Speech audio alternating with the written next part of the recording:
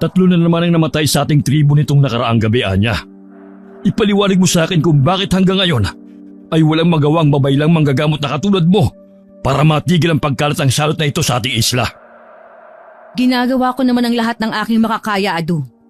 Ako at ang iba pang manggagamot ng tribo ay patuloy na nagsasagawa ng mga ritual para sa mga espiritu ng ating mga ninuno at anito upang mapigilan ang pagkalat ng salot.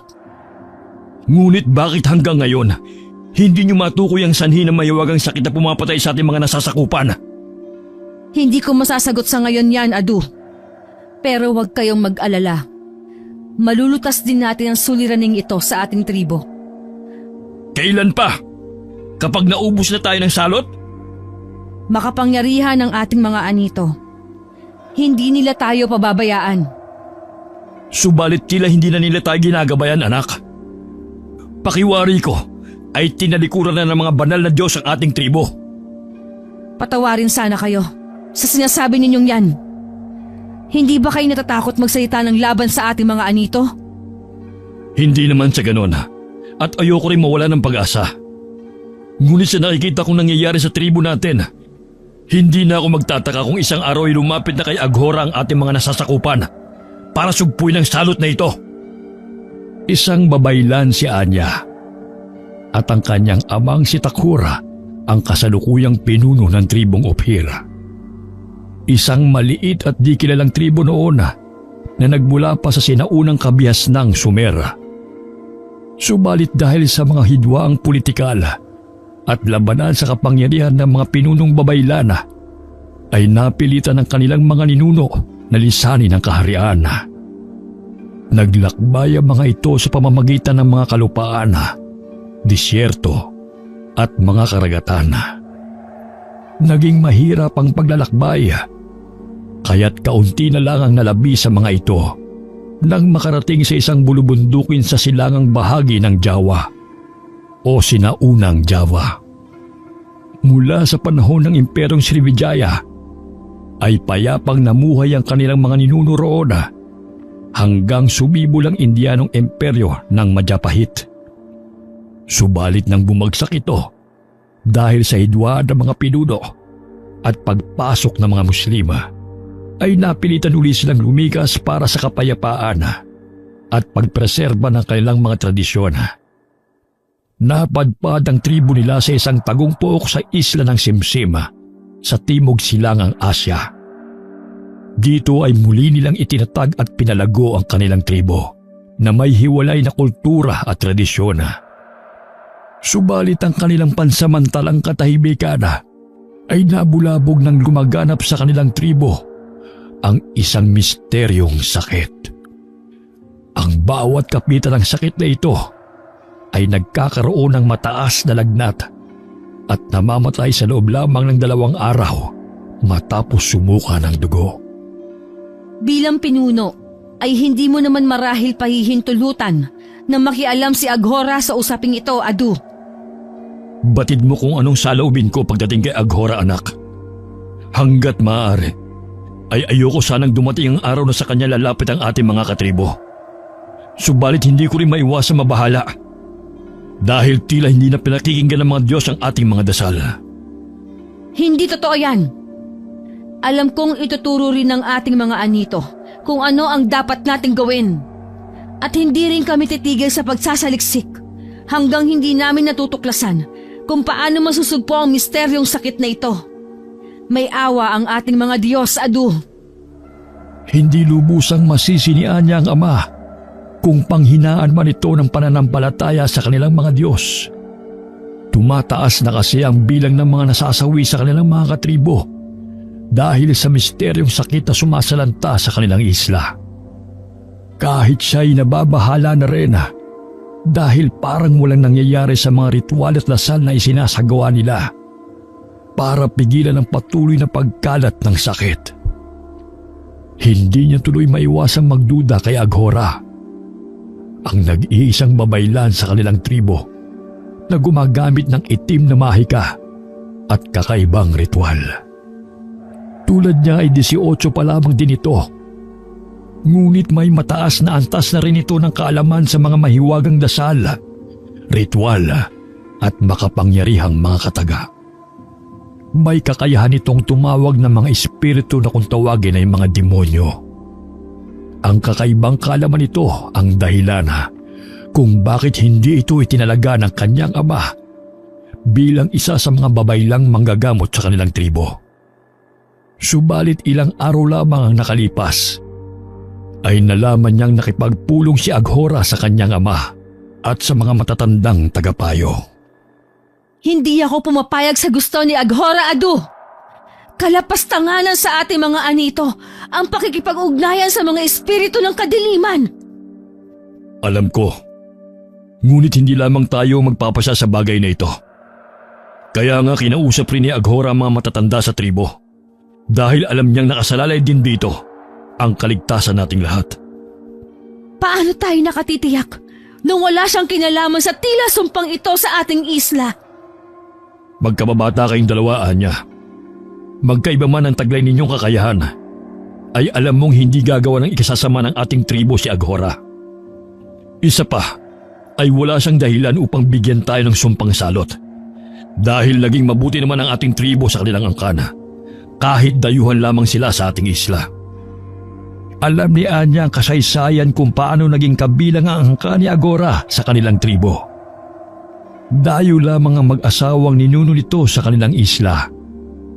Ang mga ito ay nagmula sa isang sultanatong kaharian sa Tibog na pinamumunuan ng sultan na si Sharif al-Hashim. Tulad nila, ang mag-asawang ito ay naniniwala sa maraming mga Diyos at Espiritu.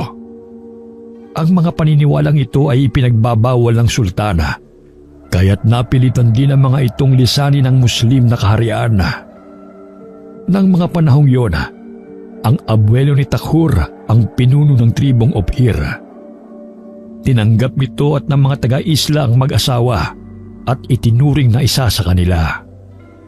Ang mga naging anak nito ay nakapag-asawa ng mga katribo nila.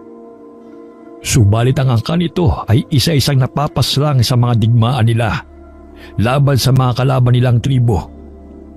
Hanggang si Aghora na lamang ang natira sa kanilang angkana. Dahil dito ay naging masigasig ang dalaga sa pagpapalakas ng kakayahan nito sa paggamit ng mahika negra o itim na kapangyarihan. Kung kaya't hindi maiwasan ni Anya na pagdudahan ng tunay na intensyon ng kababata. Kahit na, Adu, wala pa rin akong tiwala sa plano niya. Hindi pa naman nagbibigay ng kanilang pasya ang mga matatanda ng tribo. Pinag-iisipan din marahil nila ng husto ang mungkahin ni Aghora.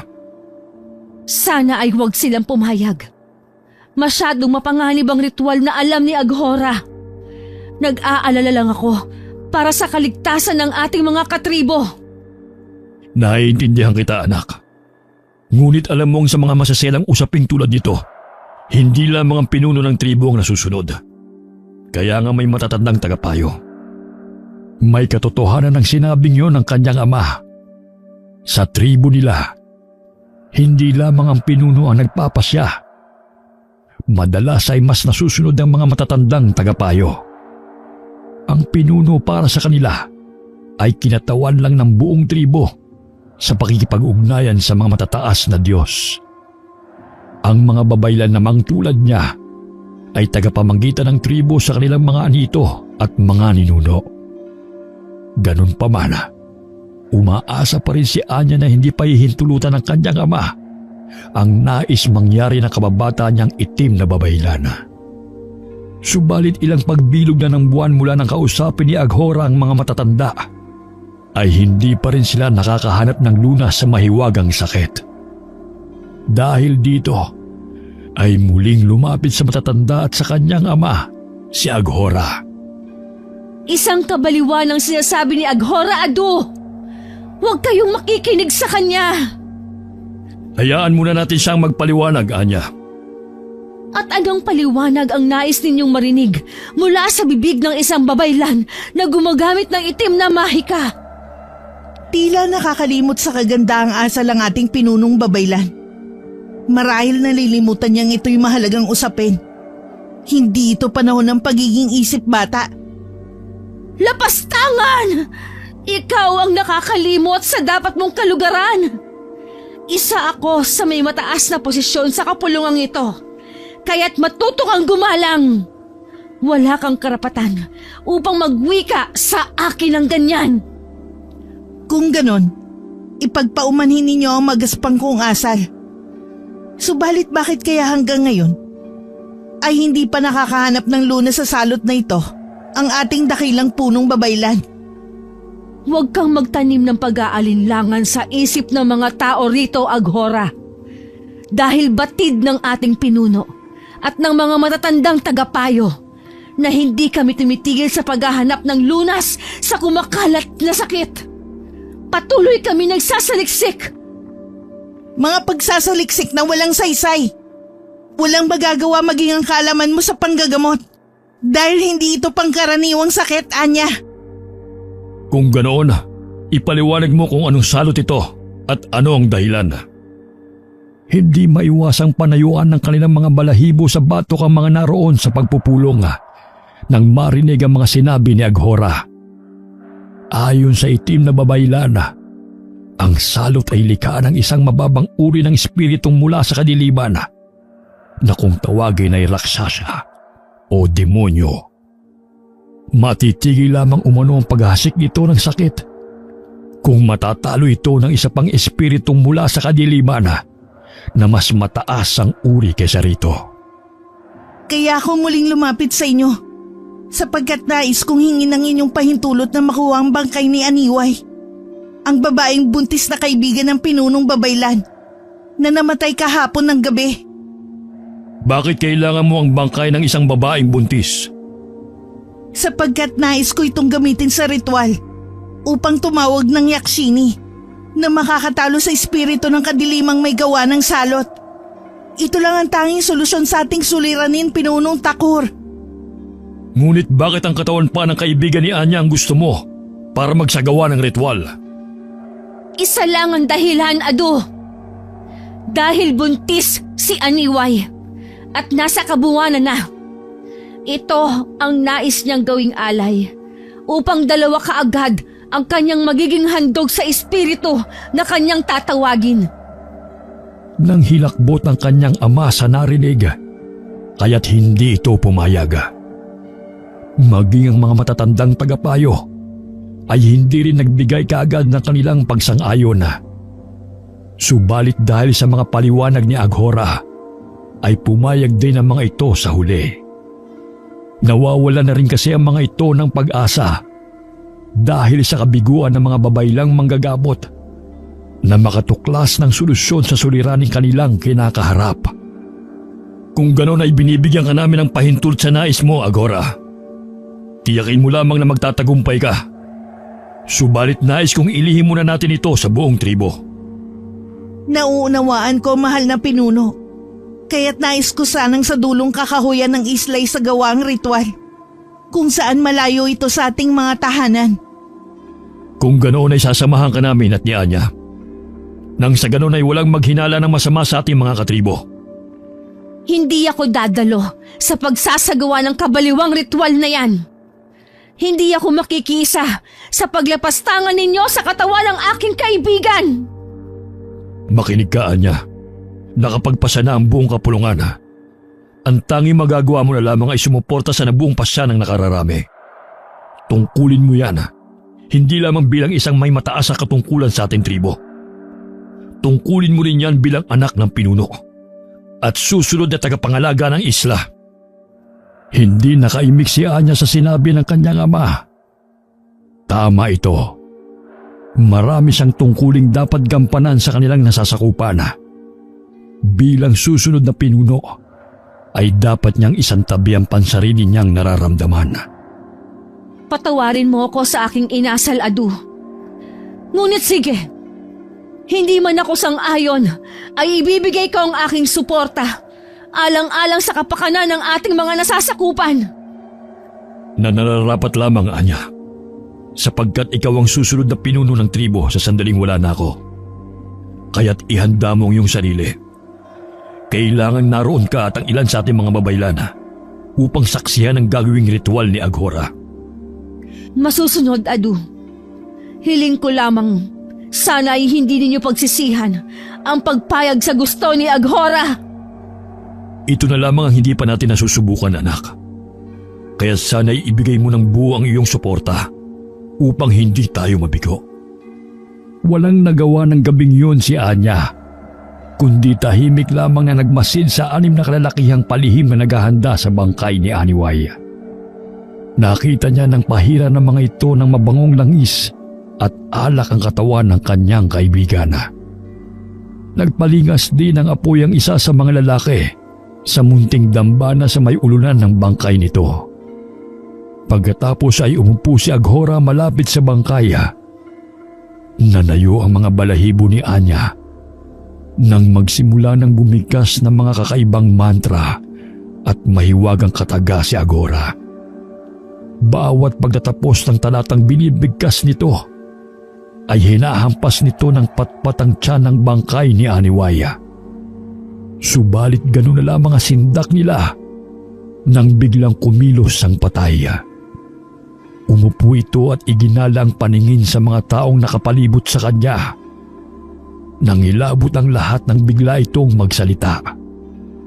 Batid ni Anya na tinig yun ng espiritong sumapi sa bangkay ng kanyang kaibigan. Mga lapastangan! Sino nagbigay ng pahintulot sa inyo upang ako'y gambalain? Humihingi ako ng paumanin sa aking kapangahasan, dakilang Yaksini. Subalit kailangan namin ng iyong tulong. May nakamamatay na sakit na kumakalat sa gitna namin. At ito'y kagagawa ng isang raksasa. At nais mo kong makialam sa gawain ng mababang uri ng espiritong yon, ganun ba?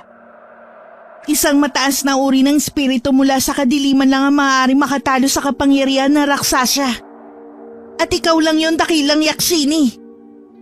Hindi mo alam kung anong kapalit ng iyong hinihiling, babae. Nakahanda ako, dakilang Yaksini, sa magiging kapalit ng aking kapangahasan. Mahusay kang magsalita, matabil na babae. Ngunit hindi ako nadadaan sa ganyang kunwaring kababaan ng loob at mga papuri. Nakakakilabot ang tinig ng Yaksini na nasa katawan ng bangkay ni Aniwaya. Lalo silang nangilabot nang biglang may tumulong dugo mula sa mukha at bibig ng bangkay. Halos lumuwa ang mapupulang mga mata nito at lumaki ang ngisi na halos ikabiyak ng pisngi nito. Humaba rin ang dila nito na halos umabot sa isang talampakan at parang ahas na kumiwal sa hangin. Humahalakhak itong sinunggaban si Aghora at dinilaan sa mukha. Bawat pagdikit ng dila nitong puno ng malapot na laway ay lumalapnos sa mukha ng dalaga. Masyado kang tuso at pangahas, babae. Ngunit gusto ko ang nilalaman ng isip at puso mo. Pakiusap, dakilang espiritu mula sa kadiliman. Pagbigyan mo ang lahat ng kahilingan ko. Hindi mo alam kung ano ang iyong nais mangyari, babae. Hindi mo ba alam na anumang kahilingang pagbigyan ko ay may kapalit? Alam ko. Kaya 2 kaluluwa ang alay ko sa'yo, kapalit ng mga kahilingan ko. Hangal! Sa palagay mo ay sapat na ang 2 kaluluwang alay mo? Kung ganun ay kulang pa ang kaalaman mo tungkol sa akin. Hayaan mong turuan kita. Nakahanda ako, dakilang Yaksini. Pagbigyan mo lang ang aking mga kahilingan. Kung ganun ay makinig ka. Anumang naibigay ko na ay hindi ko na mababawi. Kaya tiyakin mo kung ano talaga ang nais mong hilingin. Dahil walang kapangyarihan sa lupa na maaaring kumontra o magpawalang bisa sa mga bagay na naipagkaloob ko na. Ito'y mananatili hanggang sa katapusan ng mundo. Nauunawaan ko. Kaya't nangahas ako na tawagin ng makapangyarihang espiritong tulad mo. Batid ko mapagbibigyan mo ko dahil walang hanggan ang iyong kapangyarihan. Hindi makuhang umalis ni Anya at ng iba pa sa kanilang mga kinatatayuan dahil sa kilabot. Tila na estatwa sila habang mulagat na nakatingin sa mga nangyayari. Ngunit sa kabila ng takot, ay nanaig kay Anya ang sigaw ng konsensya. Hindi niya hahayaang patuloy na gamitin ang espiritu ng kadiliman ang kaawa-awang katawan ng kanyang kaibigan. Umiral din sa kanya ang pag-aalala para sa kaligtasan ni Agora. Umusal siya ng ilang mahiwagang kataga ng proteksyon bago malakas na nagsalita. Nakikiusap akong lubayan mo ang katawan ng aking kaibigan. Espiritu ng kadiliman! Tumahimik ka, Anya. Siya nga naman, magandang dilaga. Tumahimik ka lang sapagkat wala ka nang magagawa para iligtas ang kaluluwa ng buntis mong kaibigan. Naialin na sa akin ang iyong kasamahang babaylan. Kung ganon, ay kahit si Aghora na lang ang pakawalan mo. Ano ang kapalit kung pagbibigyan kita? Hindi nakaimik si Anya sa tanong ng Yakshini. Wala siyang balak ialay sa kampo ng kadiliman ang kahit na sino sa mga kasama nilang naroon ng mga sandaling yun. Sapat ng sakripisyo ang kanyang kaibigan at ang anak nito. Tutal ay patay na rin naman ang mga ito nang ihandog ni Agora. Inisip na lamang niyang marahil sa mga sandaling yun ay nasa piling na ng kanilang mga ninuno ang kaluluwa ng dalawa at kasama na sa paglalakbay tungo sa kabilang buhay. Sa ngalan ng aming mga anito, ipinakikiusap ko, huwag mong idamay ang aming isla sa ginawang kapangahasan ni Aghora. Patawarin mo kami kung pinahihintulutan namin siyang gambalain ka. Huli na para sa pakiusap, magandang binibini. Wala ka na magagawa pa dahil ang kasunduan namin ng babaylang ito ay naganap na. Kung ganon, ay ano na ang mangyayari sa mga tao rito sa aming isla?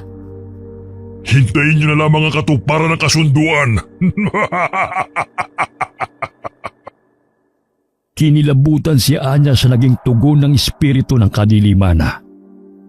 Pakiramdam niya ay may hindi tama sa naging kasunduan nito at ni Agora.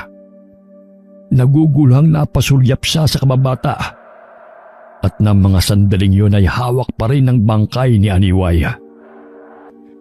Ngunit nanlaki ang mga mata niya nang walang ano-ano'y biglang bumaluktot patalikod ang leeg nito. Hinawakan nito ang ulo ni Aghora at malakas na iniikot. Sindak na napatingin sila nang walang buhay na bumagsak sa lupa ang katawan ng dalagang babaylana.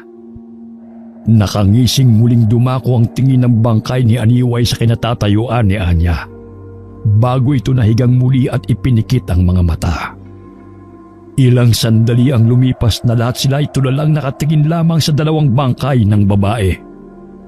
Maya-maya ay lumapit at lumuhod sa tabi ng bangkay ni Aniway ang kanyang ama. Sinundot nito yun ng hawak nitong punyala upang tiyakin kung wala na sa katawan nito ang espiritong sumapi rito. Ganon din ang ginawa nito sa bangkay ni Aghora. Naipasya nilang ihatid na sa huling hantungan ng bangkay ng dalawang babae.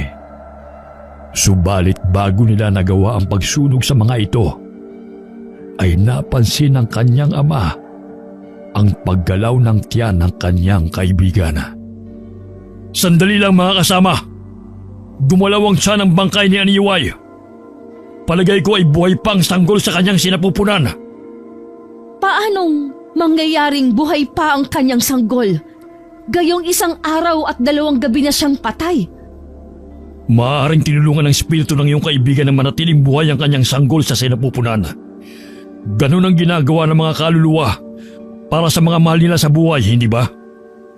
Kaya nga tayo patuloy na nakikipag-ugnayan sa ating mga ninuno kahit na nasa kabilang buhay na sila.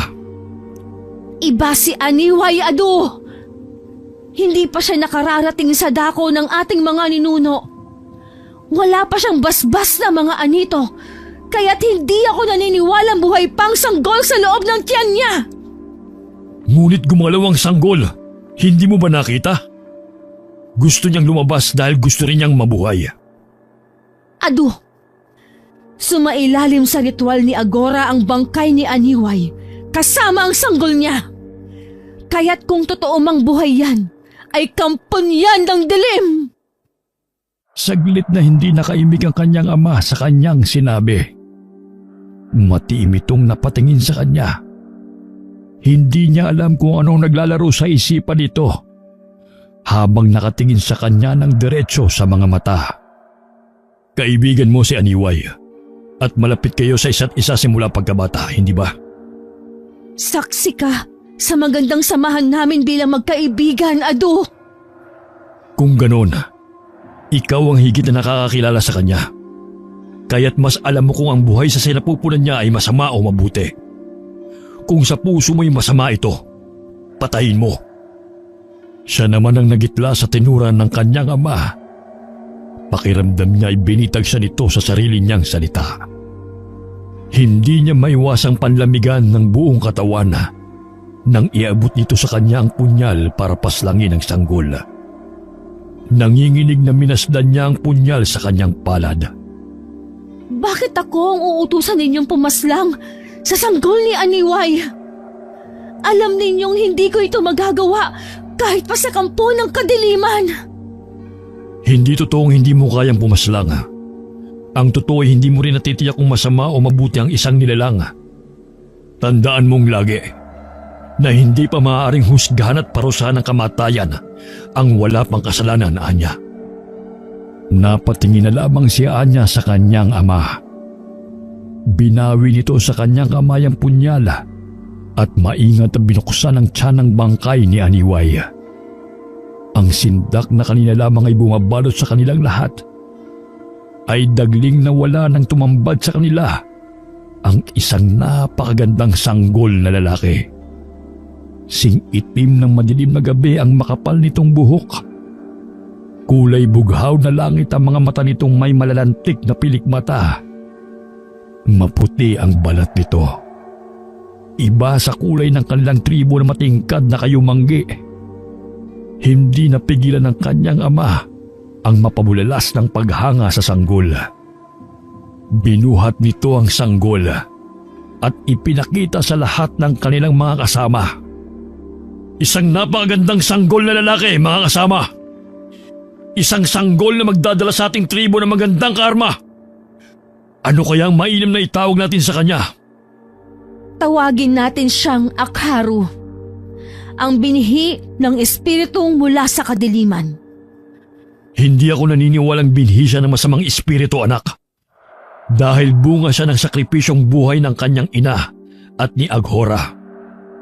Pagmasdan mo, isa siyang napakagandang nilalang. Masyado naman yata kayong nabubulagan sa magandang anyo ng sanggol na yan.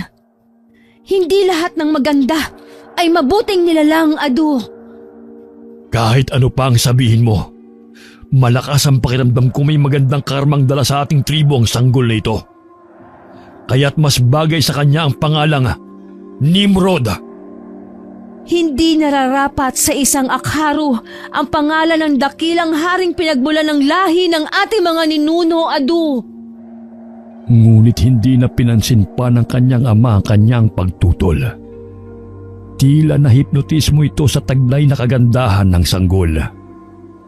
Kinarga nito yun at ibinigay sa isa sa mga matatandang tagapayo.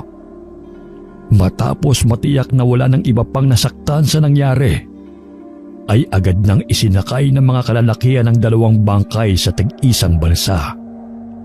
Matapos basbasan ay sinindahan ng mga yon saka itinulak patungo sa gitna ng dagat. Bago sila nagsibalik sa kanilang tahanan, ay nagbili ng kanyang ama na ilihim ang lahat ng totoong naganap ng gabing yon. Tila naging magandang karma nga sa kanila ang sanggol na si Nimrod. Mula nang isilang ito, ay tumigil na sa paglaganap ang salot na sakit sa kanilang tribo. Naging masagana rin ang kanilang mga ani taon-taon at hindi na sila sinasalakay ng mga kalaban nilang tribo. Kaya't muli nilang binuksan ang isla sa pagkipagkalakalan sa mga dayuhang mandaragat. Subalit na natiling lihim sa lahat ang detalye ng pagkasilang ni Nimrod. Masama pa rin ba ang loob mo sa akin dahil sa pagkupkup namin sa anak ng iyong kaibigan? Sino ako para sumama ang loob sa ginawa mo, Adu? Anak mo lang naman ako. Isa pa'y, alam kong ginawa mo iyon para sa kapakanan ng ating tribo. Hindi ba tama naman ang naging pasya ko? Nakita mong magandang kapalaran ng ating tribo mula nang isilang siya. Ewan ko, Adu. Ngunit nagpapasalamat pa rin ako na hindi mo hinayaang tumira rito sa ating tahanan ang batang yon dahil hindi ko talaga siya matatanggap. 8 taon nang nakakalipas, Anya. Hindi pa ba sapat sa iyo ang mga kabutihang ginagawa ni Nimrod para makita mong mabuti siyang bata? Hindi ko alam kung bakit ganito na lang ang pag-ayaw ng puso ko na tanggapin siya bilang isa sa atin.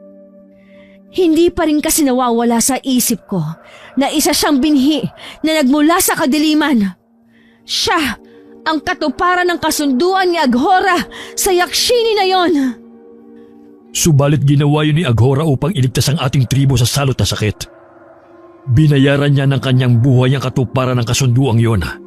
Kaya naging biyaya sa atin si Nimrod. May kutob akong may ibang layunin si Aghora. Kaya niya ginawa yon, Adu. Kaya't huwag mo nang palabasin na para bang isa pa siyang bayaning tagapagligtas ng ating tribo. Nasa namang totoo, hindi ba? At hindi na sayang ang pag-aalay niya ng sariling buhay. Lumalaking mabuting bata si Nimrod. Hindi na lamang nakipagtalo pa si Anya sa kanyang ama. Wala naman kasi siyang maipipintas kay Nimrod. Magalang ito, masipag, at matulungin sa lahat. Nang tumungtong ng 15 taong gulang si Nimrod at siya naman ay 33 na, ay nagsimula niyang mapansin ang kakaibang mga tingin sa kanya ng binatilyo. Tila hindi na rin ito nahihiyang lumapit sa kanya at makipag-usap.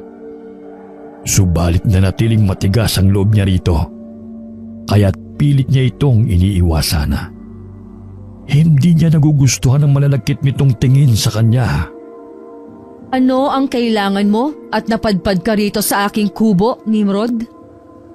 Sumama ako sa iyong ama ng mga aso kagabi kasamang ilan natin mga katribo. Eto, ipinagluto kita ng isa sa aking mga huli. Masarap yan, tikman mo. Hindi ako interesado sa kung ano man niyang niluto mo. Espesyal kong niluto yan para sa iyo, Anya. Wala akong pakialam. Siya nga pala. Hindi ko gustong tinatawag mo ko sa aking pangalan. Mas mabuti kung tatawagin mo akong Pinunong Babaylan bilang paggalang sa aking katungkulan. Bakit ba ang ilap mo sa akin? Ang sabi naman ng iyong ado, maaari kitang tawaging Anya kapag tayong dalawa lamang. Isa lang naman ang dahilan kung bakit masungit ako sa iyo, Nimrod.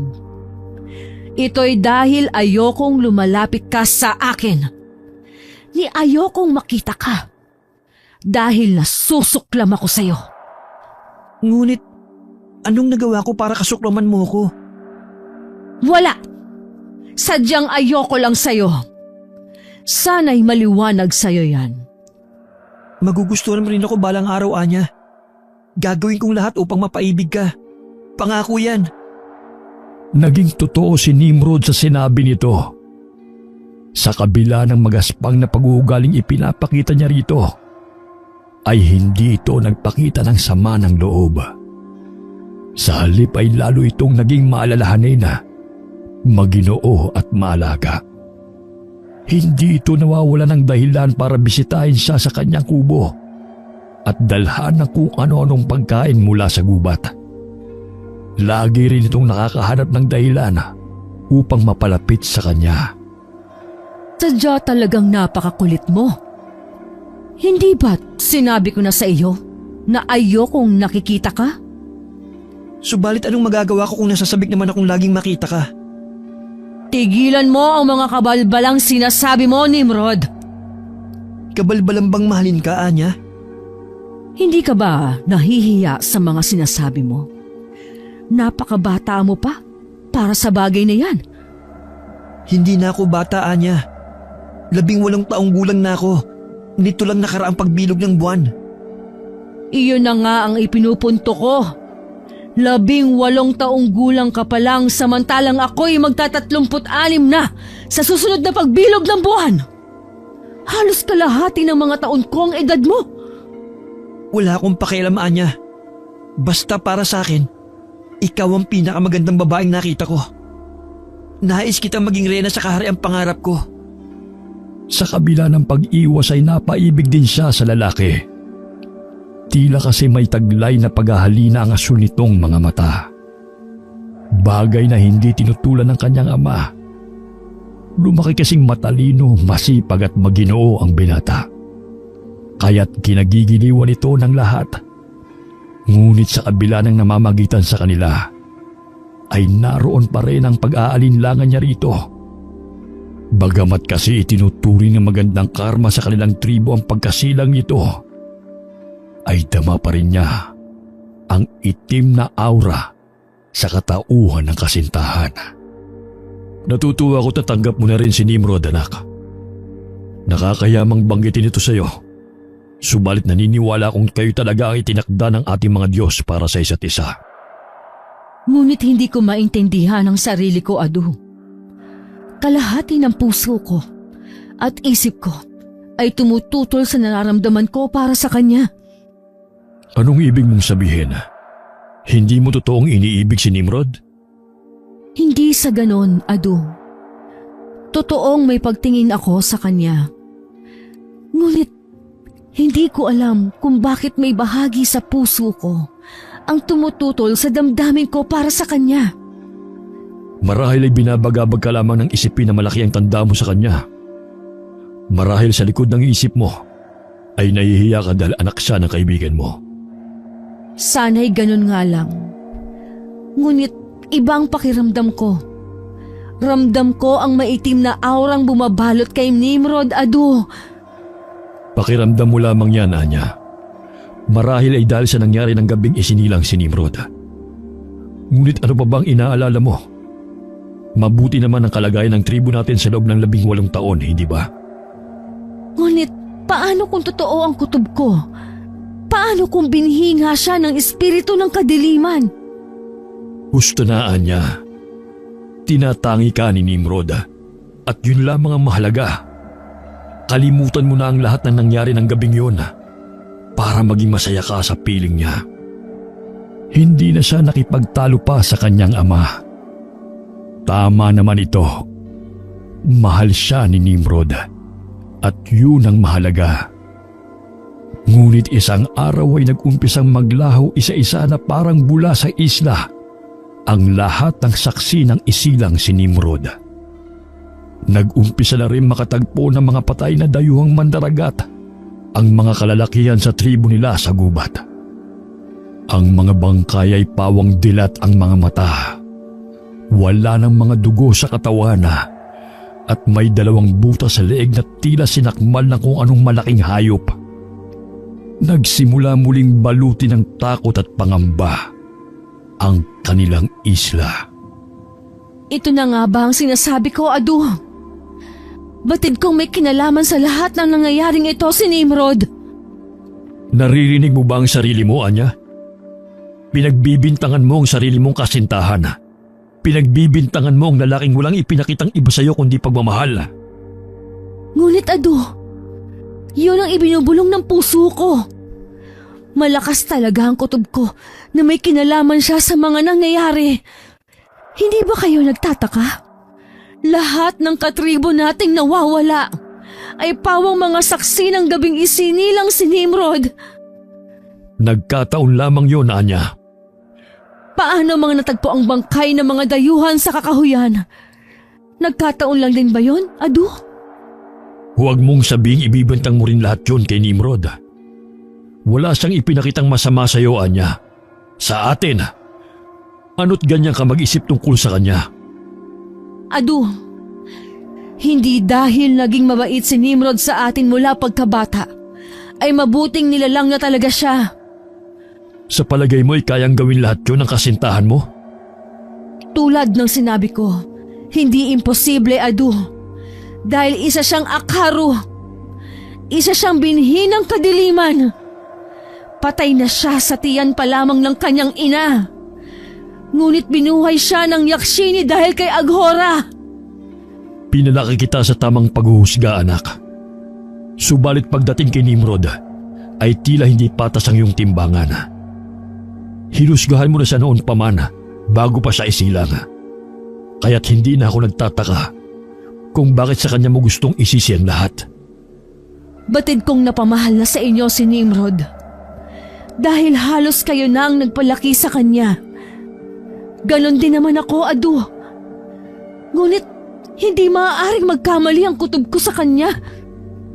May kinalaman siya sa pagkawala ng mga katribo natin. At sa mga natatagpo ang mga bangkay ng dayuhan sa kakahuyan. Anak, hindi mo ba naiisip na maaaring may nakapasok na mabangis na asong gubat? O dambuhal ang pusang gubat sa ating kakahuyan? At maaaring mga dayuhan pangang yun mismo ang may dala. Batid ni Anya na lahat sa kanilang tribo ay humahanga sa kabutihang ipinamalas ni Nimrod sa kanila. Kaya't hindi niya alam kung paano mapapaniwala ang kanyang ama sa kanyang mga sinasabi. Subalit isang araw ay natagpuan ito sa kakahuyan na wala ng buhay. Tulad ng ibang bangkay na natagpuan sa gubat, may 2 butas din ito sa leeg. Tuyot na rin ito at maputla dahil sa pagkaubos ng dugo. Lalong lumakas ang kutob niyang may kinalaman si Nimrod sa pagkamatay ng kanyang ama. Nang bigla na lamang itong mawala sa isla matapos ng insidenteng yun.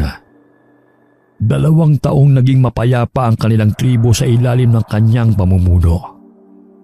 Hanggang nakilala niya si Rossini, isang makisig na mga ngalakal na mula sa kaharian ng Sugbo.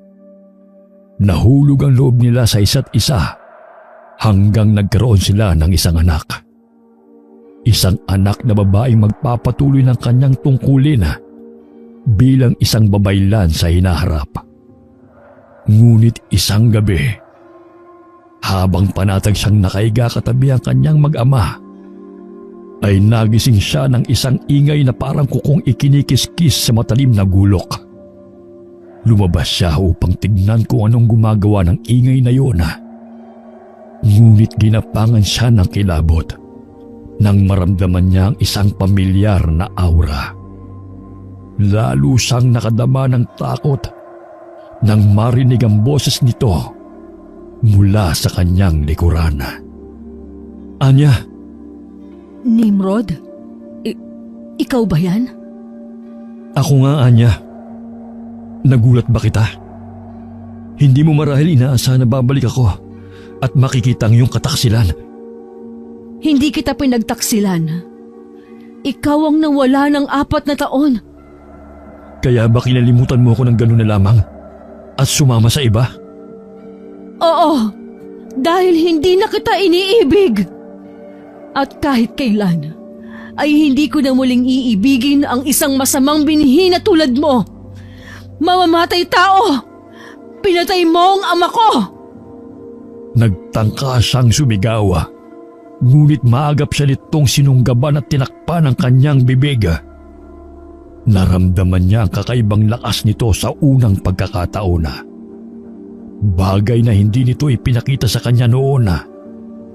Hinawi nito ang kanyang buhok at bumulong sa kanyang tenga. Aalisin ko ang kamay ko sa bibig mo. Ngunit huwag na huwag kang magkakamali sumigaw kung ayaw mong mamatay ang asawa at anak mo. Anong kailangan mo sa akin?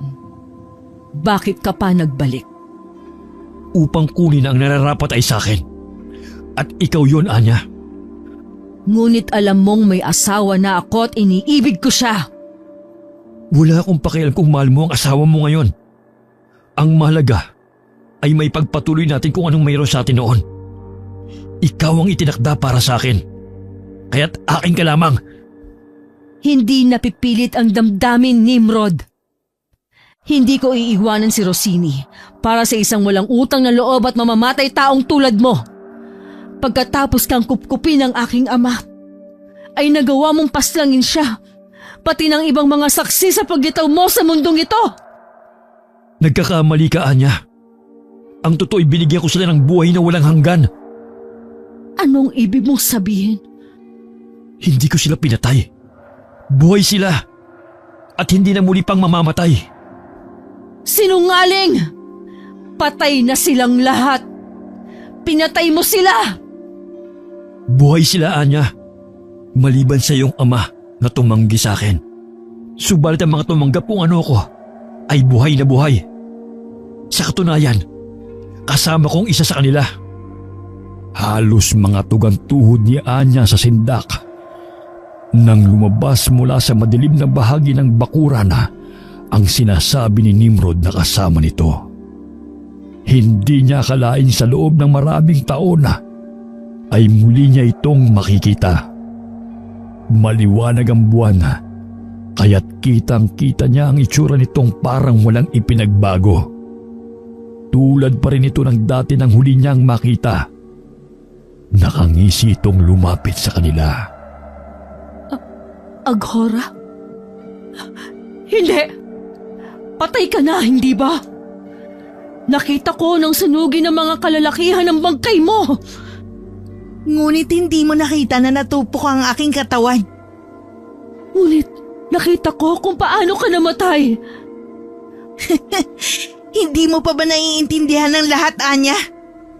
Ito na ang katuparan ng kasunduan ko sa espiritu ng kadiliman. Patay ka na! Patay na kayong lahat! Tama. Mga patay na nga kami. Ngunit mula sa ilalim ng lupa, ay muli kaming nabuhay upang hindi na muli pang mamatay. At makakamtan mo rin ang buhay na walang kamatayan kapag sumama ka sa akin, Anya. Hindi ako sasama sa iyo! Kampon ka ng dilim! Bagamat liwanag lamang ng buwan na nagsisilbing tanglaw sa bahaging yon ng kanilang bakurana, ay banaag pa rin niya ang nagbabagang kulay sa pirong mga mata ni Nimrod. Mabalasik na katingin sa kanya ang mga yun. Dumugo ang labi ni Anya nang bigla siyang sampalin ni Nimrod. Napaluha siya ng malasa ng kanyang sariling dugo. Sa mga sandaling yun, napatunayan niyang hindi talaga ito pangkaraniwang nilalang. Hindi mo alam kung ano ang tunay na ako, Anya. Nawala ako ng ilang taon upang bigyang katuparan ng isang kasunduan. Ngunit nagbalik ako. Binalikan kita upang alokin ka ng buhay na walang hanggan at maging katulad ko. Kailanman ay hindi ako magiging katulad mo. Anya, hindi mo ba naiintindihan? Maaari kitang gawing tulad ko na walang kamatayan. Kung isusuko mong buhay mo sa kapangyarihan ng Yaksini, tulad ng ginawa ni Aghora. Mas nanaisin kong tamis ng kamatayan at maghintay kung kailan susunduin ng aming mga ninuno ang aking kaluluwa. Tulad ka rin ng iyong ama. Nagmamatigas sa pagtanggi sa biyayang inaalok ko. Sasagot pa sana si Anya. Ngunit narinig niyang nagising si Rosili. Tinawag nito ang kanyang pangalan. Sa takot na baka kung anong gawin ni Nimrod sa kanyang asawa, ay sinagot niya ito upang hindi na ito lumabas. Nakita niyang tinapunan ni Nimrod ng masamang tingin ng kanilang kubo. Mamili ka, Anya. Ako o ang asawa't anak mo? Huwag mong idamay ang pamilya ko, Nimrod! Kung gano'n ay mamili ka, bilisan mo dahil iba ako kumainip. Iniibig ko ang asawa ko, Nimrod, at ang anak namin. Huwag mo nang ulit-ulitin pa sa mukha ko mga salitang yan, Anya. Lalo lamang kumukulong dugo ko sa ginawa mong kataksilan sa akin. Ngunit dahil espesyal ka sa akin, ay bibigyan kita ng pagkakataong iligtas mula sa galit ko, ang asawa mo. Nanlamig siya sa takot sa sinabing yon ni Nimrod. Tila tukso pa na nagsalimbayan sa kanyang balintatawa ang mga bagay na maaaring gawin ito at ni Aghora sa kanyang mag-ama. Kaya't noon din ay nagpasya siya para na rin sa kaligtasan ng kanyang pamilya. Gawin mo na ang nais mo. Ipangako mo lang na hindi mo sasaktan ang asawa at anak ko. Nangangako ako. Kung isusuko mong buhay at kaluluwa mo, ay poprotektahan ko pa sila. Hindi ko alam kung dapat ako magtiwala sa sinabi mo. Ngunit alang-alang sa kanilang kaligtasan ay pumapayag ako. Ang isang binhing mula sa mundo ng kadiliman na katulad ko ay laging tumutupad sa kasunduan. Ikaw lang naman tong taksil sa pangako mo. Hindi ka magsisisi sa magiging pasya mo, Anya.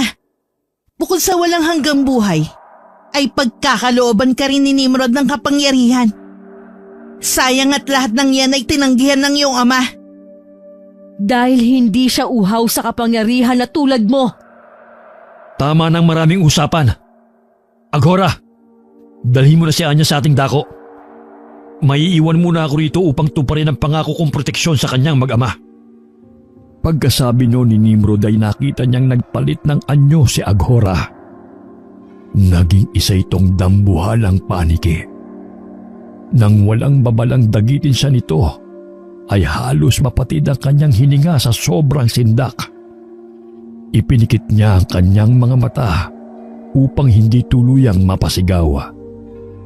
Ilang sandali rin sila sa ere bago niya naramdaman ang unti-unti nilang pagbaba.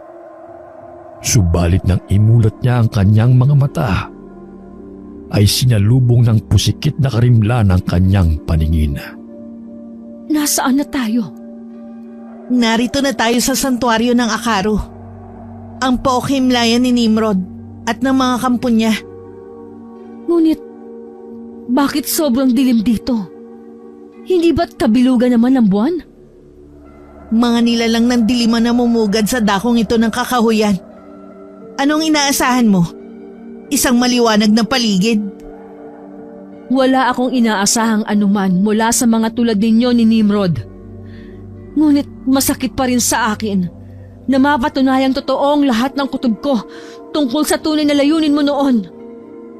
Ginawa ko yun upang mabigyan muli ng pagkakataong mabuhay ang aking pamilya, Anya. At upang mawala rin kayong dalawa ni Aniway sa landas ko. Anong ibig mong sabihin? Hindi namatay sa salot si Aniway, Anya. Nilason ko siya dahil inagaw niya sa akin si Karim. Naiinip na ako nun. Dahil hindi pa siya inaabot ng salot kaya't pinatay ko siya. Napakasama mo! Hindi ka na naawa sa ipinagbubuntis niya! Anya, dapat pa nga magpasalamat ang espiritu ng kaibigan mo sa akin. Dahil ngayon ay isa ng nilalang na walang kamatayan ng kanyang anak. Isa kang baliw, Aghora! Oo, dahil sa iyo at sa angkan mo. Inalisan ninyo ng kakayahang gumamit ng aming mahika ang aking mga ninuno. Kaya hindi nila nagawang protektahan ng sarili nila laban sa mga kalabang tribo ng isla. Nagkakamali ka, Aghora. Sila mismo ang tumanggi sa paggamit nito. Dahil ayaw nila magpaalipin sa kapangyarihan ng kadiliman. Kaya nga, ipinagbawal din sa iyo ng mga magulang mo ang paggamit ng kakayahan mo, hindi ba? Hindi totoo yan. Kasalanan niyo kung bakit naubos ang pamilya ko. Kaya't nararapat lang na mawalan ng tiwala sa kakayahan mo ang ating tribo. Kahit sa gitna ng dilim ay ramdam niya ang ngit-ngit ni Aghora. Ngunit hindi siya nagpakita ng takot dito. Kailangan niyang lakasan ang kanyang loob, alang-alang sa kanyang mag-ama. Ang mga ito na lamang ang natitirang mayroon siya mula nang mawala ang kanyang ado. Ngunit hindi niya naiwasan ang sumbat ng kanyang budhi nang maalala ang kanyang mga katribo. Sa sulok ng kanyang konsensya ay parang naririnig niya ang nanunumbat na tinig ng kanyang ama. Napaluha siya dahil dito.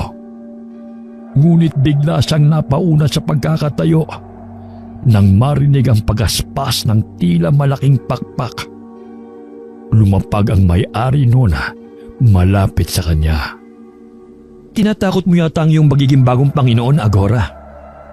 Hindi ko magagawa ang bagay na yan sa iyong magiging reyna, Panginoong Nimrod. Mabuti kung ganon. Nais kong ibigay niyo sa kanya ang pagkilalang nararapat sa isang reyna. Masusunod, Panginoon. Naramdaman ni Anya na bumaling sa kanya si Nimrod. Kahit madilim at hindi niya ito makita, ay damang-daman niyang hinahagod siya nito ng tingin. Batid niyang nakakakita ito sa dilim, tulad ng kampo nitong si Aghora. Naihanda mo na ba ang iyong sarili? Kahit kailan ay hindi ako magiging handa sa nais mong mangyari. Ngunit huli na para umatras ka pa, Anya. Alam ko! Kaya't mayroon pa akong mga kondisyon. Sana'y mapagbigyan mo. Sabihin mo, aking Reyna, wala kang hihilingin sa ngayon na hindi ko pagbibigyan, maliban sa pagpapawalang bisa ng ating kasunduan. Nais kong ipangako mo na hindi mo gagawa ng masama ang mga tao sa isla. Nais ko ring makabalik sa ating tribo upang ipagpatuloy ang aking mga tungkulin. Papayag ako kung isasalin mo sa akin ang pamumuno sa isla. Nais kong dito itatag ang aking kaharian. Saglit na natigilan si Anya. Nalimutan niyang ang mga tulad ni Nimrod ay hindi nagbibigay ng pabor ng walang kapalit. Ngunit huli na para bawiin pa niya ang kanyang mga sinabi. Alam niyang mahirap ang sitwasyon niya. Ngunit para sa kapakanan ng lahat sa kanilang tribo, ay handa na siyang isakripisyo ang pag-ibig niya kay Rossini. Alam niyang mahirap man, ay mauunawaan din ito ang lahat kung ipaliliwanag niya at ipagtatapat ang buong katotohanan. Payag ako. Huwag mo lang sasaktan ng mga taga-isla, lalo na ang asawa at anak ko. Naipangako ko na sa iyo yan. Mangako ka ring hindi mo gagawing tulad mo ang ating mga katribo. Huwag kang mag-alala. Hindi ako hangalo upang gawing kampo ng mga tao magiging mananamba ko at tagasunod. Kaya't hayaan mong ipakita ko muna sa iyo ang kabuuan ng ating kinaroroonan. Pagkasabi nun ay narinig niyang bumulong ng mga kataga si Nimrod. Maya-maya ay unti-unting nagliwanag ang kanyang paningin. Nasindak siya nang makitang napapalibutan sila ng mga bangkay na tila kaaahon pa lamang sa hukay. Ang iba sa mga ito ay naaagnas pa lamang. Subalit ang iba ay tila pinagpiesta na ng mga uod ang laman. Kaya't kita na ang bungo at mga buto.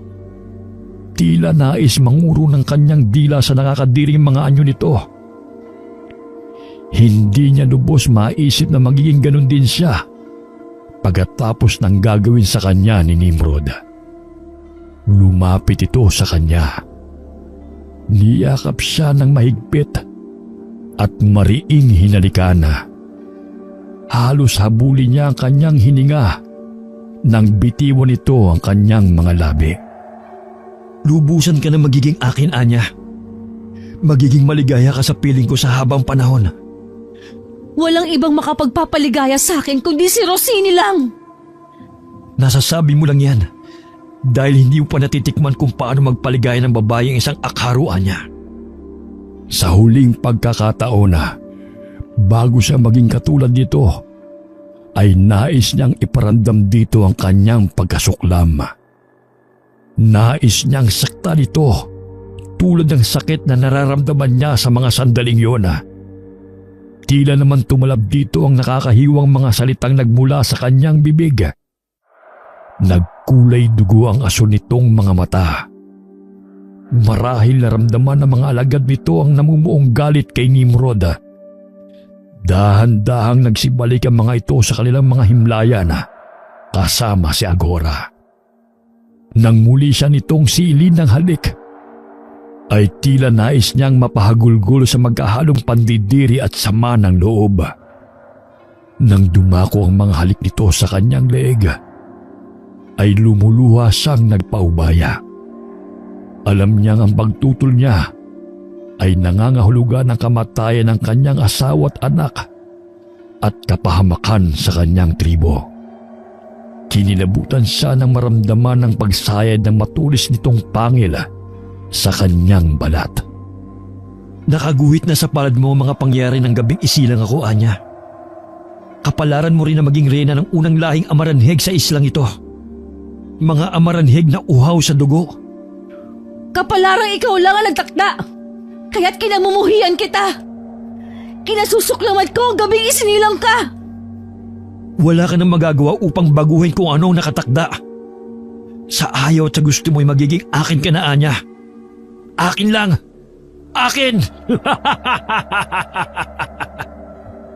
Hindi niya napigilan ang pagtulo ng kanyang luha nang umpisahan itong hurakan ng dangal ng pag-ibig niya sa kanyang asawa. Ngunit nagtaka siya sa sarili nang kusang tumugo ng kanyang katawan sa ginagawa nito.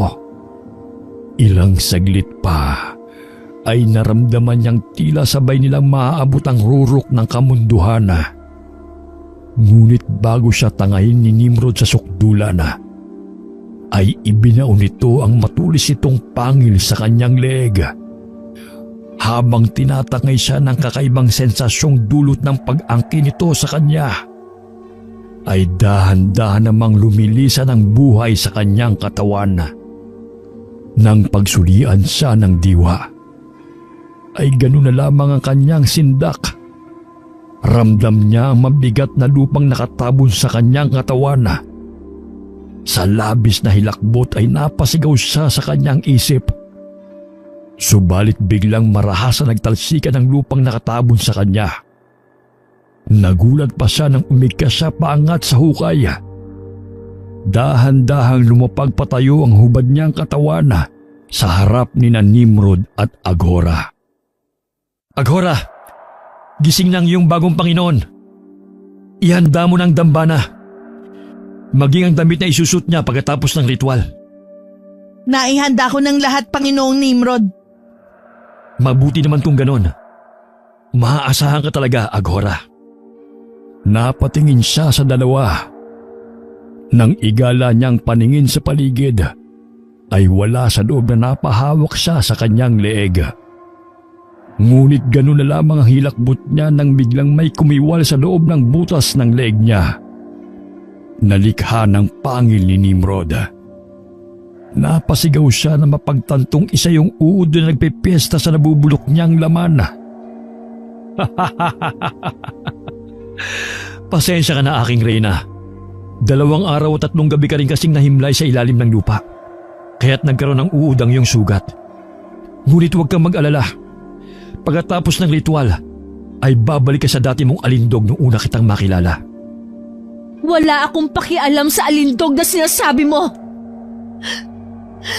Patayin mo na lang ako! Alam mo, ang kasunduan sa isang akaro ay hindi rin nababali, Anya. Maliban na lamang kung gagawa ka ng panibagong pagbubuwis ng mga buhay. Napakasama mo talaga! Pinagsisisihan kong nakipagkasundo pa ako sa'yo! Hindi mo na mababago ang lahat, Anya. Aghora, dali mo na sa dambana ng iyong Panginoon.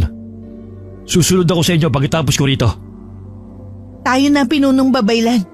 Kailangan matapos ang ritual bago pa sumikat ang bagong buwan. Agad siyang dinagit ni Aghora at dinala sa mismong lugar kung saan isinilang si Nimrod. Hindi siya kumibo nang kunin nito sa ibabaw ng dambana ang isang munting banga.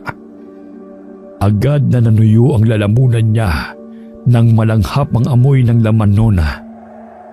Pagkatapos siya nitong pahigain sa dambana, ay dahan-dahan itong ibinuhos ang laman ng munting banga sa kanyang kahubaran. Nanginig ang buong katawan niya sa pananabik. Subalit pinigil niya ang sarili hanggang dumating si Nimrod. Nakasuot na ito ng itim na kapa na may talukbong sa ulo. Tumayo ito malapit sa kanyang ulunan at umusal ng mga mahiwagang kataga. Pagkatapos ay itinapat nito ang palapulsuhan nito sa kanyang bibig. Hindi na niya napigil ang kanina pang nadaramang uhaw. Buong kahayukan niya itong sinunggaban. Ganyan nga, Anya. Pawiin mo ng aking dugo ang pagkauhaw mo. Nang sa ganon, anumang meron ako'y magkakaroon ka rin.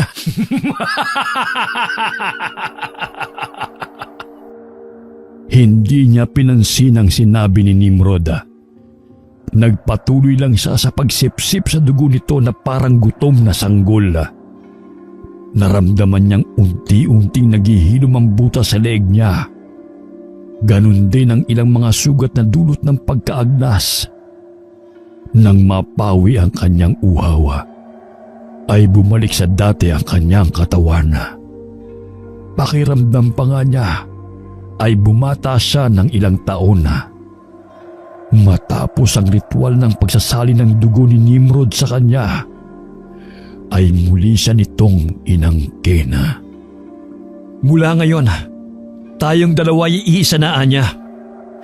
Anong ibig mong sabihin? Kung anong kapangyarihan ko, ay meron ka na rin.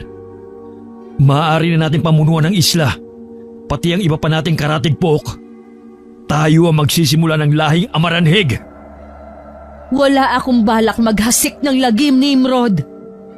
Ang nais ko lang ay matiyak ang kaligtasan at kapayapaan nitong isla. Dito magsisimula ang ating paghahari, Anya. Kaya't walang pwedeng gumambala rito nang hindi sa akin magbabayad ng mahal. Salamat kung ganon. Ngunit sa ngayon, ay gusto ko na sanang umuwi. Sige, nang maihanda mo rin ang aking pagbabalik sa tribo. Alam ko may ilan sa ating mga katribo ang naghinala sa akin nang mawala ako. Kaya't kailangan mong linisin ang pangalan ko bago ako bumalik doon. Agad siyang sumunod sa sinabi ni Nimrod. Nasasabik na rin kasi siyang makita ang kanyang mag-ama. Malapit na siya sa bukana ng kanilang munting pamayanan nang makarinig siya ng mga sigawan. Napabilis ang kanyang mga hakbang dahil sa pag-aalala. May kutob siyang sinasalakay ng mga kaaway ang kanilang tribo. Samantala, sa kinaroroonan ni Nimrod ay narinig din nito ang sigawan. Napangisi ito nang matiyak na yun ay likha ng isang nagaganap na labanan. Nasisihang sumunod ito kay Anya. Ngayon ay hindi na ito kailangang magpaliwanag tungkol sa kanyang pagbabalik. Kailangan lamang niyang gamitin ang husay niya sa pakikipaglaban upang makuhang muli ang tiwala ng buong tribo. Halos sabay nilang narating ang bungad ng munti nilang pamayanan. Nakita nilang sinasalakay ng mga dayuhang mula sa imperyo ng dinastiyang Ming ang kanilang tribo. Tila kailangan ng iyong nasasakupan ng tulong, Anya. Mukhang malalakas ang mga kaaway na dumating. Tama ka, Nimrod. Ngunit ang mga dayuhang yan ay dating nag-alok ng pakikipagkaibigan. Kaya't hindi ko akalaing pagkatapos ng maayos na pakikitungo ng aming tribo sa kanila, ay ganito ang igaganti nila. Kung ganon, ay dapat magbayad sa kanilang katraiduran ng mga singkit na yan. Hindi kita pipigilang tumulong, Nimrod. Ngunit ipaaalala ko sa iyong hindi dapat malaman ng kahit na sino ang tunay mong katauhan. Hindi ko nakakalimutan. Ngunit kahit hindi ako gumamit ng kapangyarihan, ay hindi pa rin makakaligtas sa lupit ko ang mga dayuhang yon.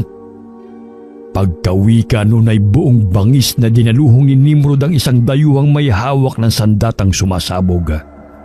Agad na pinilipit nito ang leeg ng lalaki. Kakaiba ang kanilang mga pana at palaso, Nimrod. Sumasabog at nag-aapoy ang dulo. Tila walang laban ng mga sibat at palaso ng aming mga mandirigma. Meron pa silang mga kalasag at suot na baluti. Bakit ka pinanghina ng loob, aking reyna? May mga kamatayan ng mga yan. Samantalang tayo ay wala. Ngunit paano ang mga tao, Nimrod? Wala silang kakayahang tulad ng sa atin. Ako ang bahala. Kung merong mang dugong dadanak sa lupain ng islang ito, ay mula sa mga dayuhan at hindi sa ating mga katribo. Kung ganon, ay gawin mo kung ano ang nararapat. Titignan ko lang ang kalagayan ng aking mag-ama. Bakit pa? May proteksyon sila sa ating kasunduan. Hindi sila masasaktan ni numan. Gusto kong makatiyak, kaya't pagbigyan mo na ako. Hindi nakaligtas kay Anyang matalim na tingin ni Nimrod ng talikuran niya ito. Subalit hindi na niya ito pinansin at mabilis na tinungo ang kanilang kubo. Ngunit nang makarating siya roon ay nakita niyang nakikipaglaban si Rossini habang kip-kip ng isang braso ang isang taong gulang nilang anak. Agad sumulak ang kanyang galit at mabilis na sumalakay upang tulungan ang asawa. Nang malipol nila ang mga kalaban, ay agad niyang inakay ang asawa sa loob ng kanilang kubo. Ipinagtapat niya rito ang buong katotohanan. Sinabi rin niya ang tungkol sa naging kasunduan nila ni Nimrod. Masakit man ay naunawaan ni Rossini ang lahat. Nagpasa itong bumalik na lamang sa kaharian ng Sugbo at isama ang kanilang anak. Tila sinaksak ng 1,000 beses ang puso niya nang lisanin ito ng gabiring yun ng isla. Nang magbalik siya sa labanan, ay ibinuhos niya ang lahat ng kanyang galit at sama ng loob sa mga kalaban. Mahusay ka pala sa pagkipaglaban, Anya. Hindi ko nakita yan noon sa'yo.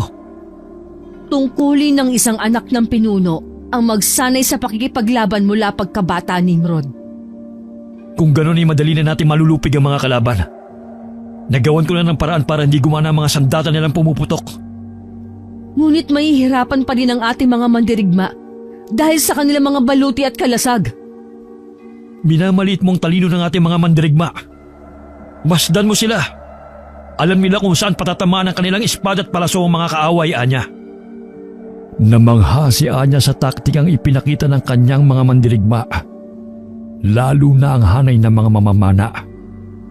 Maging mga ordinaryong mamamayan ng kanyang tribo ay buong husay ding nagpamalas ng kahusayan sa labanan. Hanggang nakita ng unti-unting umaatras patungo sa baybayin ng mga natitirang buhay sa mga ito. Mga kasama, kayo na muna ang bahala sa mga sugatan. Susundan namin ni Nimrod ang mga lapastangang dayuhan bago pa sila makarating sa baybayin. Tayo na, Anya. Malapit na silang makatakas. Hindi maaari. Pagbabayaran ng mga hangal na yan ng ginawa nilang kapangahasan. Walang dapat matirang buhay sa kanila. Bago pa nakarating sa kanilang sasakyang pandagat ang mga dayuhan, ay sinalubong ng mga ito ni Aghora.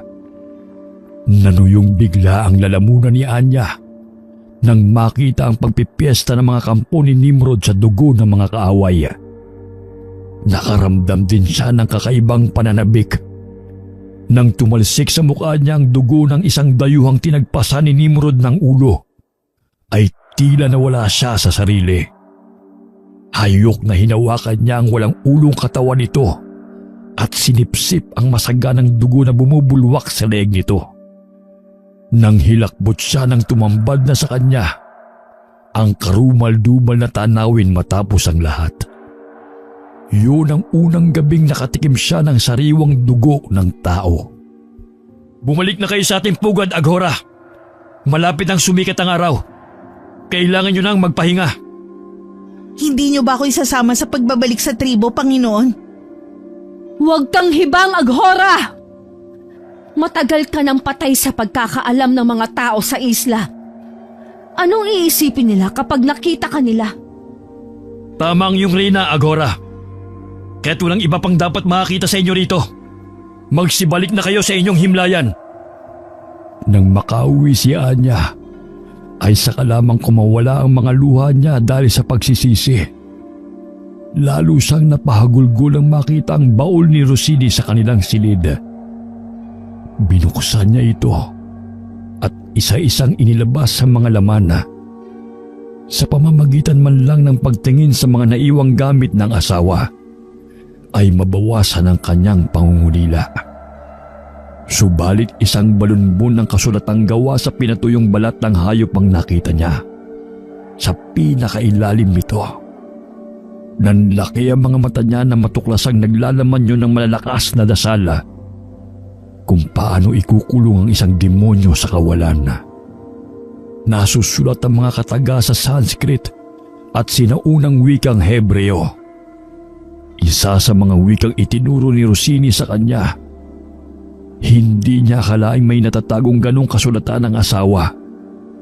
Kung ganoon ay may dugong babaylan din ito. Dinala niya sa banal na templo ng mga sinauna nilang babaylan ng kasulatan upang maging ligtas kay Nimrod. Ito lamang ang dakong nababalot ng proteksyon ng mga espiritong tagapangalaga ng 4 na elemento. Ang isang nilalang na mula sa kadilimang tulad ni Nimrod ay hindi makakapasok roon.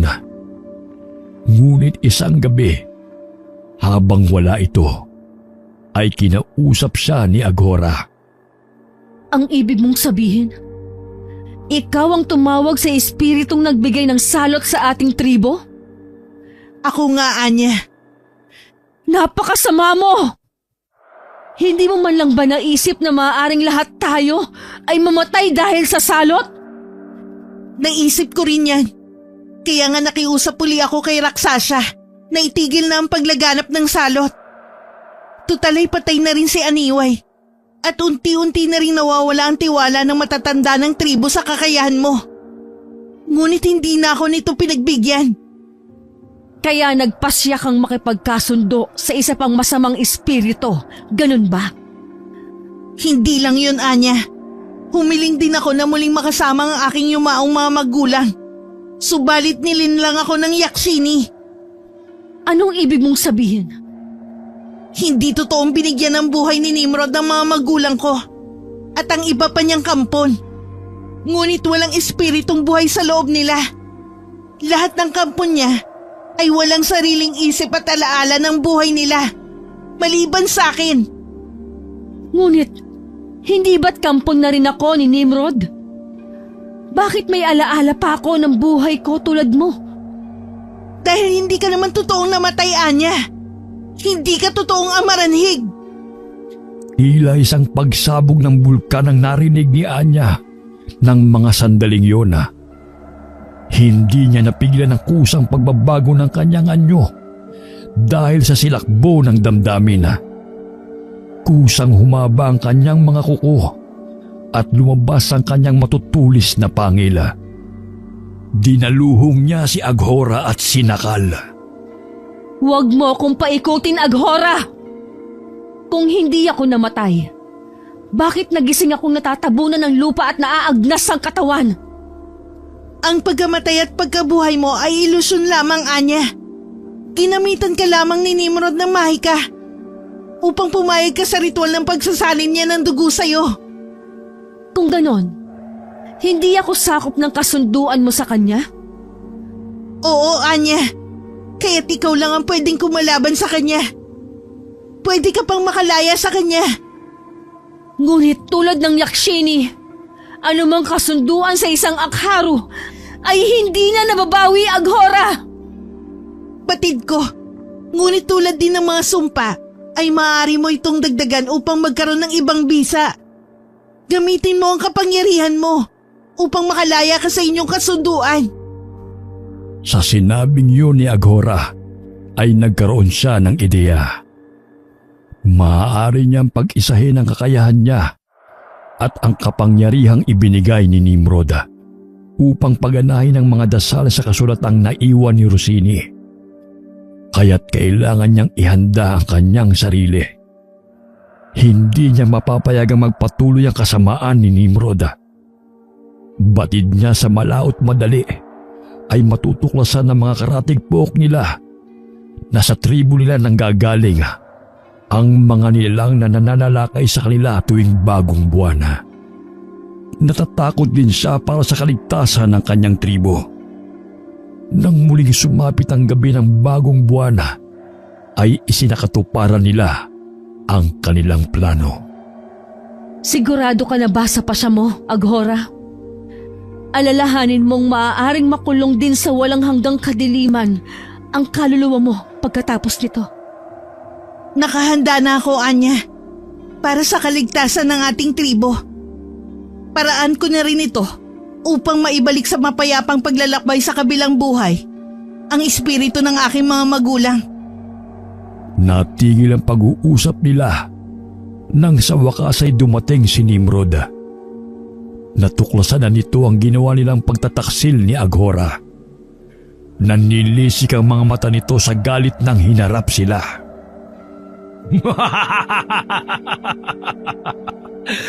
Sa palagay niyo ay mapipigilan niyo ang aking mga plano? Nakakalimutan niyo yatang dalawa na sa akin galing ang kapangyarihan niyo. Pagkatapos ay sa akin niyo gagamitin?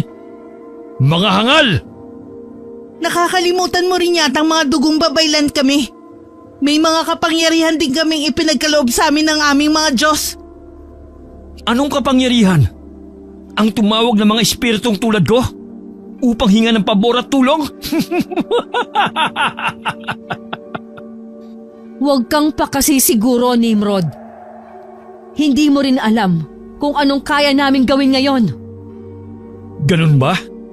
Kung gayon, ay subukan natin ang mga kapangyarihang binigay ng mga walang kwenta niyong Diyos. Tignan natin kung matutulungan nila ang mga mamamayan ng tribong Ophir. Ngunit napaghanda na nila ni Aghora ang kilos na ito ni Nimrod.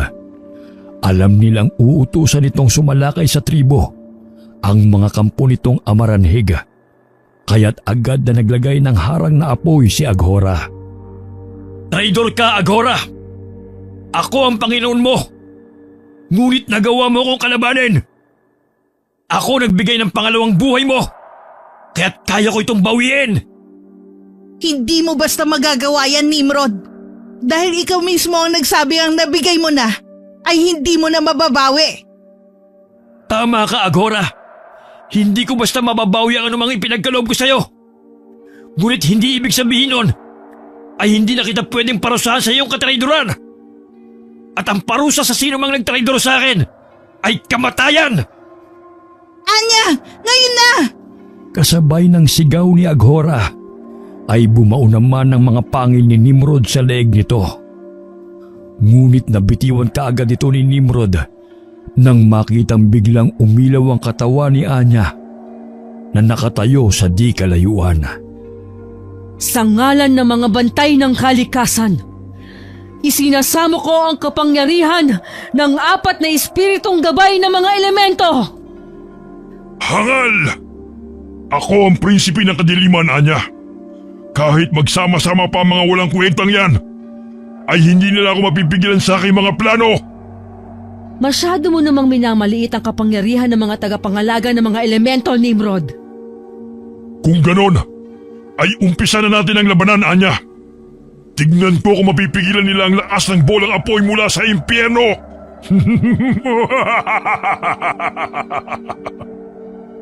Nang gilala si Nimrod nang salubungin ng asul na liwanag mula sa palad ni Anya ang bolang apoy niya. Halos yumanig ang buong kakahuyan sa lakas ng pagsabog na likha ng salpukan ng kanilang mga puwersa. Hindi akalain ni Nimrod na kakayanin ng katawan ni Anya ang lakas ng enerhiyang taglay ng 4 na espiritu sa loob nito. Isang puting liwanag na mula sa mga mata ni Anya ang hindi niya nailagan. Ah! Pagbabayaran mo ang kapangasan mo, sutil na babaylan! Ngayon ay hindi na ako magdadalawang isip na paslangin ka! Wala nang saysay ang mga bolang apoy mo, Nimrod. Ito ang pagmasdan mo!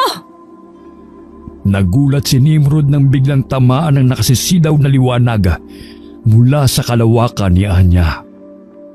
Saglit na tila ng labo ang kanyang paningin. Nang muling luminaw ang kanyang mga mata, ay namangha siya nang lumitaw sa kamay ni Anya ang isang nagliliwanag na espada. Ang espada ni Gabriel? Tama! Kilala mo rin pala ang sandata ng isang arkanghel. Ngayon ay humanda ka. Dahil hindi lang kita ipadadala sa Sehol, pupuksain na kita! Hindi mo ko basta masisindak sa espadang yan, Anya. Dahil kaya kong isama ang espada ni Halel, ang anghel ng impyerno.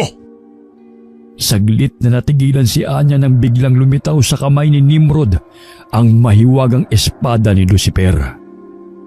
Kaya't muntik na siyang tamaan ng apoy nito nang iwas-iwas ito ni Nimrod. Hindi pa siya nakakabawi ay agad siyang sinalakay nito at sunod-sunod na inundayan ng taga. Anong saysay ng espada ng arkanghel kung hindi mo naman batid gamitin? Huwag kang puro sasat, Nimrod! Dahil titiyakin kong ito na ang magiging huling gabi mo ng panghahasik ng lagim sa mga karatig pook ng isla! Pasalamat ka, Anya. at hindi ko mababawi ang buhay at kapangyarang na ibigay ko sa iyo. Ngunit tulad ni Aghora, ay maaari pa rin kitang paslangin sa ilalim ng batas ng pagpaparusa. Kaya't humanda ka sa iyong katapusan. Dahil sa bilis na sunod-sunod na pag-atake ni Nimrod, ay halos hindi na makailag si Anya. Nakaramdam siya ng pangamba dahil unti-unti na siyang natatamaan nito. Ngunit nakasilip ng pagkakataon ng babae nang saglit na mawala ng pokus si Nimrod sa kanya dahil sa pagdating ng mga babaylan at mandirigma ng kanilang tribo. Isang ubod lakas na taga ang pinakawalan niya na tumama sa ulo ni Nimrod. Nasaksihan ng lahat nang unti-unti itong maagnas at uurin hanggang maging buto. Nang magliyab ito, ay kasabay nitong natupok ang katawan ni Aghora at ng mga kampo nitong amaranhig. Muling naglaho ang espada ni Gabriel, kasunod ng pagbabalik ni Anya sa dating anyo. Pagkatapos niyang mapuksa si Nimrod, ay ipinasundo niya si Rossini mula sa kaharian ng Sugbo sa kanilang ilang mandirigma. Sabik na sinalubong niya ito sa baybayin nang ibalita ng isang katribo niya ang pagdating nito. Nang magkasarilinan sila ng asawa, ay sinabi niya rito ang kanyang plano. Yun ang dahilan kung bakit hindi niya pinasama ang anak nila sa pagbabalik nito sa isla. Nang gabi ring yun, ay isinagawa nilang mag-asawa ang ritual ng pagpapatulog kay Anya ng habang buhay. Upang matiyak na hindi nakakalat ang lahing amaranhig na mandurugo sa dakong yun. Matapos ilibing ang tulog na katawan ni Anya, ay lumikas ang buong tribo ng Ophir patungo sa kaharian ng Sugbo kasama si Rossini. Iniwan nila ang isla ng Simsim na kalaunay tinawag na Isla ng Panay. Paglipas din ng mga panahon, ay tinawag na Cebu ang kaharian ng Sugbo. Ngunit nang lumaganap ang Katolisismong dala ng mga Espanyol, ay nawala na rin ang kanilang mga tradisyon at kultura, kasabay ng paglalaho ng tribo ng Ophir. Wakas.